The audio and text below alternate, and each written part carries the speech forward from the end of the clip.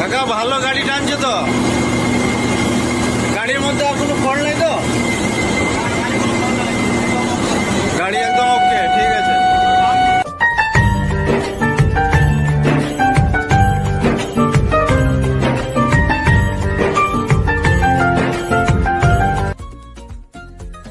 বড়দের দোয়া, ছোটদের ভালোবাসা।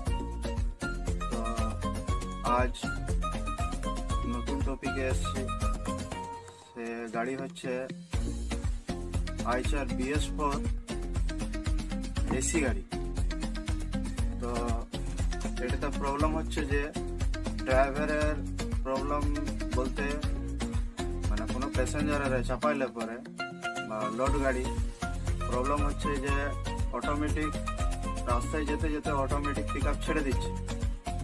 তো অটোমেটিক পিক আপ ছেড়ে দিচ্ছে তখন 20 RPM মানে ড্রাইভারের অনুমান বলছে RPM 20 RPM চলে আসছে, 18 থেকে 20 RPM এর মধ্যে চলে আসছে, আর গাড়ি টানছে না, এরকম প্রবলেম হচ্ছে। তো আজকে এই নিয়ে আজকে কাজ করব আর তোমাদেরকেও বোঝাবার চেষ্টা করব। আর সাবস্ক্রাইব করে রাখলে নোটিফিকেশন ফার্স্টে ঢুকবে, আর নোটিফিকেশন ফার্স্টে ঢুকলে পরে তোমাদের ভালোবাসাটাও আমাদের কাছে পৌঁছে যাবে। ভালোবাসা রাখো, ভালোবাসাই সব কিছু। তো আমি বিশ্বাস জাগিয়ে দিয়েছি। স্যার আমাকে সমস্ত কাজের জন্য ফার্স্টে আমাকে ফোন করবে, আর সে গাড়িও পাঠায়। আজকে পাঠিয়েছে আইচার BS4 এসি গাড়ি। এই গাড়ির প্রবলেম সলভ করবো আজকে আমি। চলো। রেডিয়েটরের আগেতে যে কাপলার থাকে সেটার প্রবলেম আছে, সে প্রবলেমকে সলভ করব আজকে।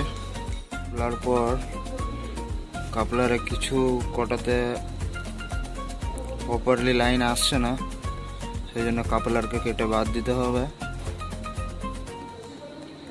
প্রবলেমকে সলভ করো চেষ্টা করব। কেটে বাদ দিয়েছি